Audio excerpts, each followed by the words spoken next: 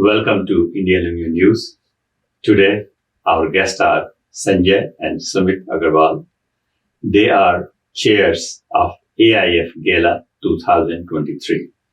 We are going to talk to them about the event, what exciting things they have, and also how they got involved with the AIF. In the past, we have always talked to AIF volunteers who have been there for so many years. This is the first time I'm interviewing somebody who is recently involved with AIF. And my question is going to be what really attracted them to AIF. So, Sanjay, on that note, welcome to our show. All right, thank you, Pedro. And again, Sumit, welcome to Thank you. our show as well. So let's start first with that, what really got you and when both of you got involved with AIF? Thank you for the question. Thank you for taking the time to speak with us. Sure.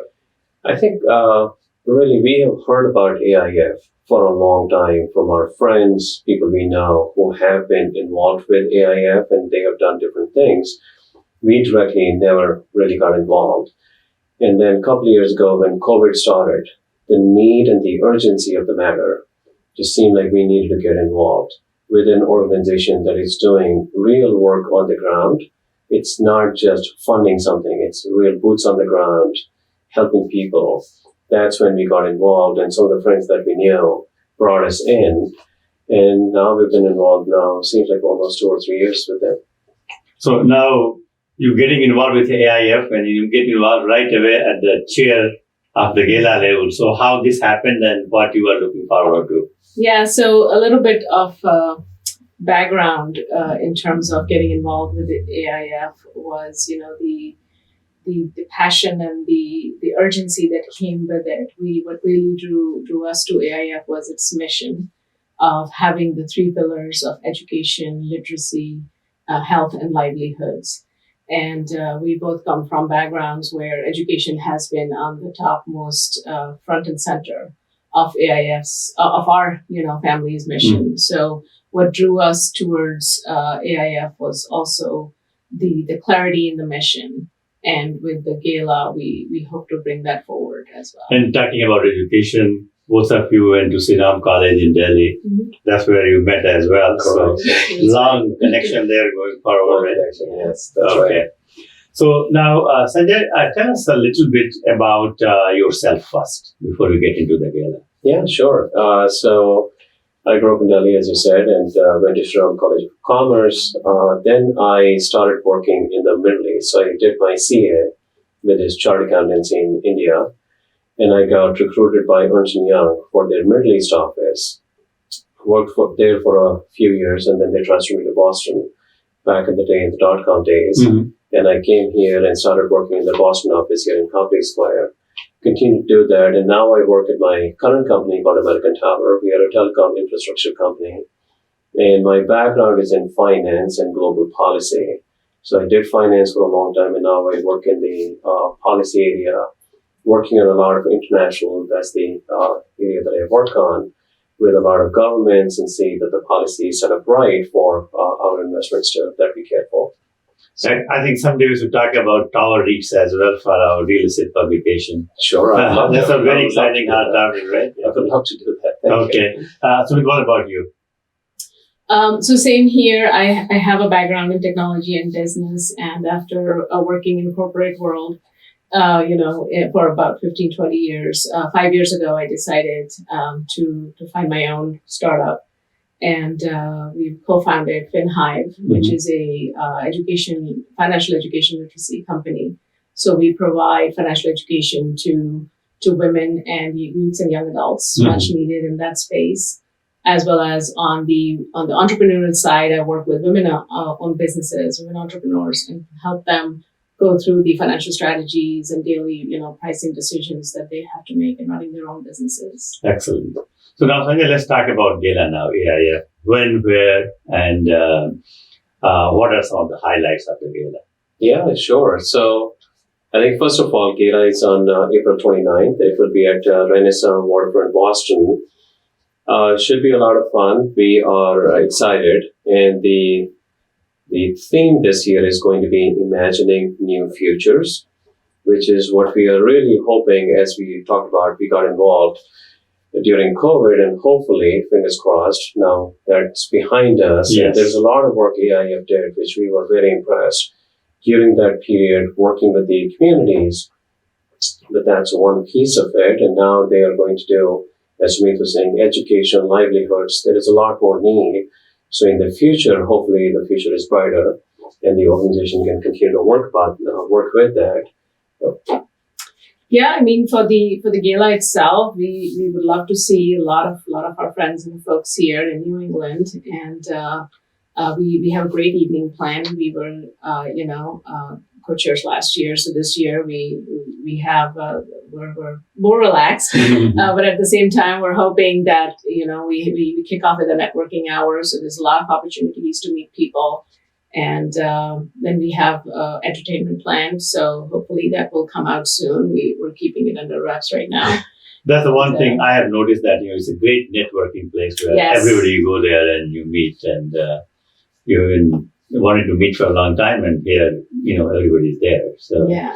now, one question I have to ask you, the theme you mentioned about Gala this year, elaborate a little bit more on that theme. Imagining the future. Imagining new futures New is something that we're looking forward to put it front and center of this year because, as Sanjay mentioned, putting COVID behind us. Hopefully, I mean it's there, but we're as a community, as a humanity is able to deal with it more, and we're hoping that that will help all the pillars of AIF move forward in those directions with technology, with helping all the beneficiaries that the mission does in terms of bringing new innovation and STEM as well in promoting the mission and the vision of the organization.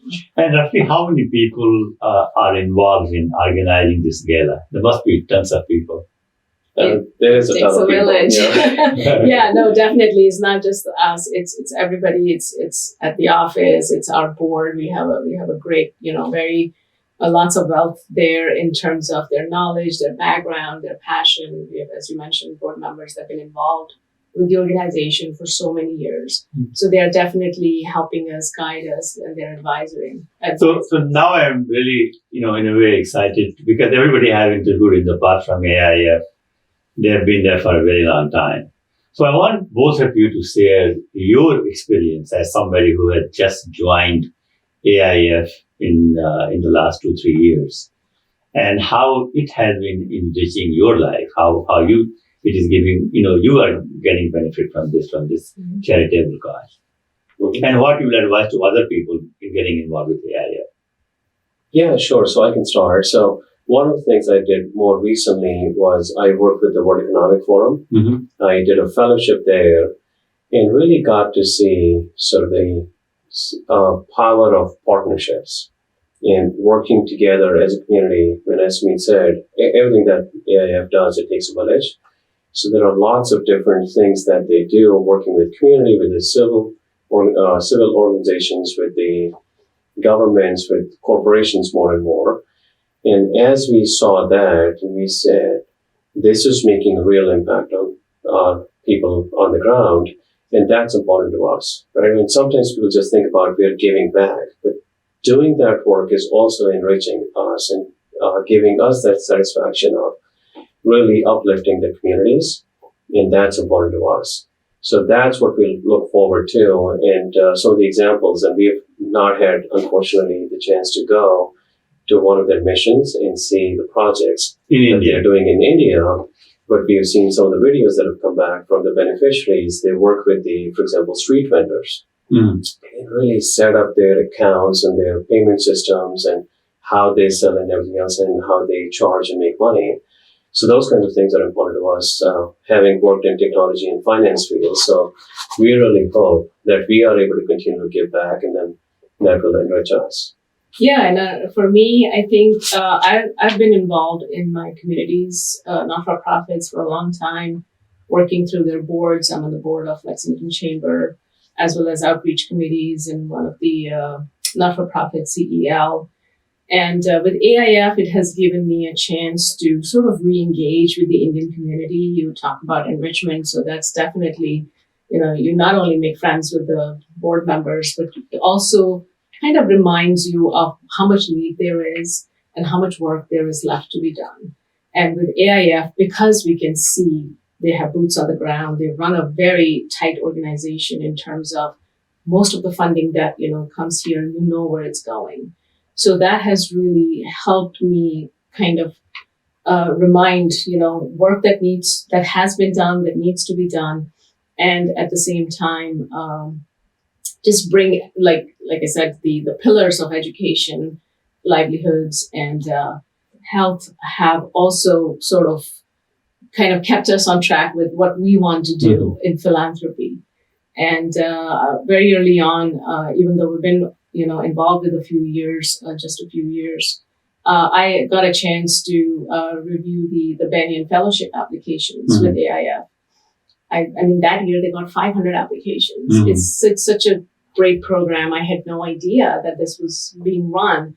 And just by being part of that review process, it, gave me insight into what the youth in India are thinking, what the youth here are thinking, how the thinking is similar and different at the same time, how their experiences are different.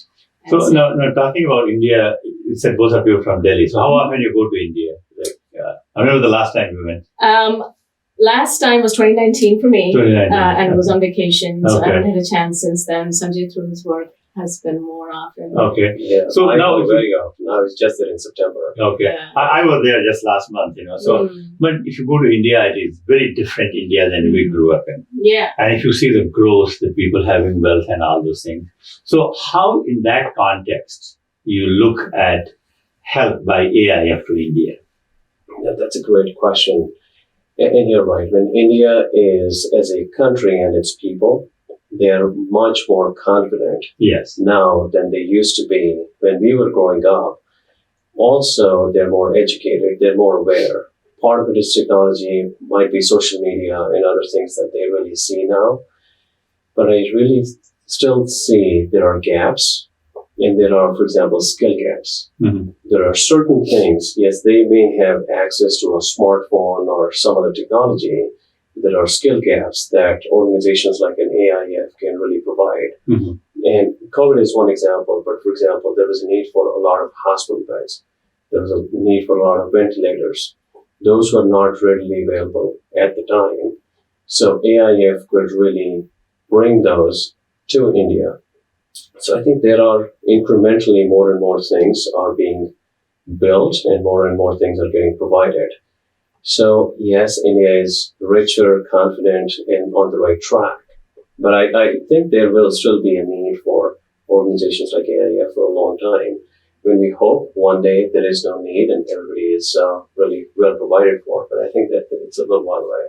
Yeah, excellent. Yeah, I mean, that's a very good point because there are still some pockets there. Like, for example, I was there, last month, and I was invited to speak to teenage girls at a college in a rural area. And so before I started to speak, I asked them, what are the three most important things in life? And unanimous answer came from almost everybody who raised their hand: food, housing, and clothing. Think about that. Here are the basic needs. And then last month we do one event here called 20 Under 20. So we honor, 20 kids, from this area, Indian American kids, and ask them the same question. They didn't think about food. They didn't think about housing. They didn't think about clothing. And here, look at the same similar age group. And here they're thinking about family, passion, what their passion is, and what they want to do in their life. Right. So already we see this huge contrast, in these two cultures.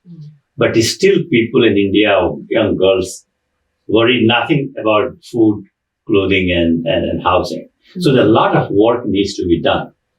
And I think education is the real key Absolutely. for the thing. And I'm glad that AIF is playing that role in changing the basic fundamentals there. Yeah, I agree. And I think a lot of it is also what people are calling upskilling. So, for example, going back to the company that I work for, we have programs where we were providing basic literacy or numeracy. So there is math, there is English, those kinds of programs, and we've been doing it for 10, 15 years now. And now when we go there, it's just, yeah, we got that. Yes, of course we need all that, but really what we need is computer skills. So the demand or the need is changing. It's still education, but it may not be the same, just be able to read basic text. Now they're really thinking about upskilling. And we are in telecom infrastructure, so we think about 5G. And India is already putting in 5G, right? So they're looking for, is my workforce going to be 5G ready? And AIF has a program called Digital Equalizer, where we are providing, or AIF is providing digital literacy to these kids. The computers are set up and they are training the trainers, the teachers, and then the teachers are able to disseminate that information throughout the school. And that's something that they can do and continue to upscale, right? So as you're saying, yes, there are needs at the basic level, but at the same time, it's moving fast and it's getting more and more educated. And also, AIF also has some program tailored to women as well, like Yes, Mansi, Mansi. etc. And that's also, want to talk something about? Yeah, I mean, Mansi is the maternal health, for women. They have Circle of Hope and LAMP. I think that's LAMP, yeah, too, migration, learning for migration children. So all these programs are, I think, focusing on that one narrow path, which, could be left behind. So I think that's something that, again, sitting here, we would not have thought about it, but they have come up with these programs for that particular segment or cohort where they need that extra help, even after they're getting most of the help from NGOs that are already there. So yeah, I think the carving out of that segment is really important. Now, some of our viewers who may not be familiar with AIF and what AIF is doing, and if somebody wants to get involved, how they can get involved? Can you talk a little bit about that as well? Yeah, I mean, if you're looking to get involved, obviously come to the gala. Okay, sure. We're definitely, going to be there. It's going to be a fun night. We will have lots of great food, entertainment. If your company can sponsor, we're always looking for sponsors. If you're looking to get more involved, join our board. We're always looking for board members to contribute. Philanthropy is something that we always say should not be, it's like saving. You shouldn't do it once everything is done. You should do it at the front of it, and then kind of focusing on what makes you feel good. So it's not just your time and money; it's also your passion that comes through with these. So anyone who's looking to get involved, definitely talk to us. Tell us, which part of India, if that's something that you're looking to do. If you have a project in mind, we're always listening. So whenever we talk about philanthropy, this is my favorite question I ask every time. And again, my question is that generally when you talk to people about philanthropy and charity, their first question is, well, I don't have that money. I don't have money to give. So what is your message to those people who say that, look, I don't have?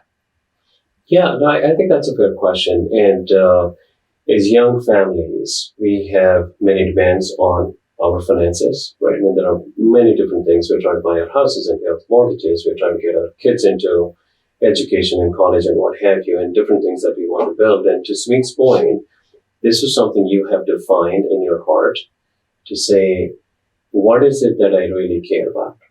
Right? In philanthropy, sometimes people think about it as, I'm not Bill Gates or Warren Buffett. Yeah, of course. None of us. Always that's what we do. That's really, it's start at the threshold or start at the level that you feel comfortable and build from there.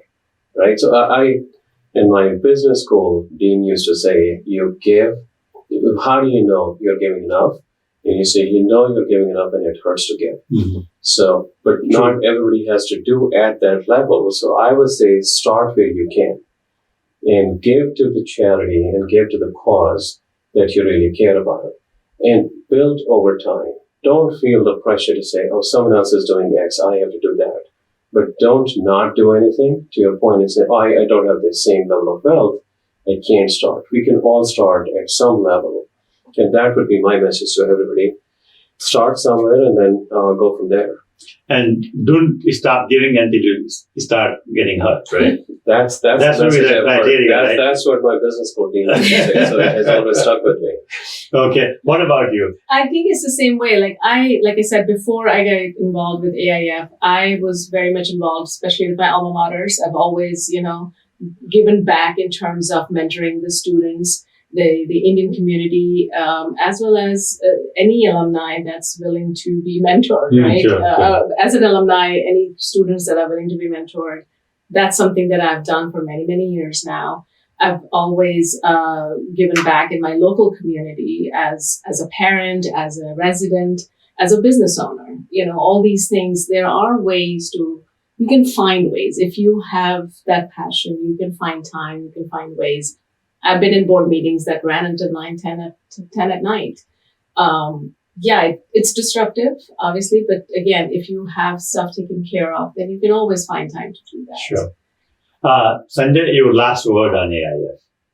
I think this is an organization that I feel is really building something meaningful, working with the communities and working with where the need is, what their need is, and continuing to evolve with the need. So I would say get involved, start with us, start with the gala, and see the work and then see if that's something that impresses you. Excellent. Your last word on the gala. Come to the gala, hear the stories of the beneficiaries, come see our honorees, network, eat great food, and get involved. Again, start small and see where it takes you, how you feel, and we'll take time as well. There are ways to give back. There are ways to get involved. Sanjay, thank you very much for your time. Thanks so much. Vida, thank you so much. It was Thank you a pleasure so much. talking with This you. is wonderful. And all the best for the AIF gala. Thank I'm you. sure I'll be there.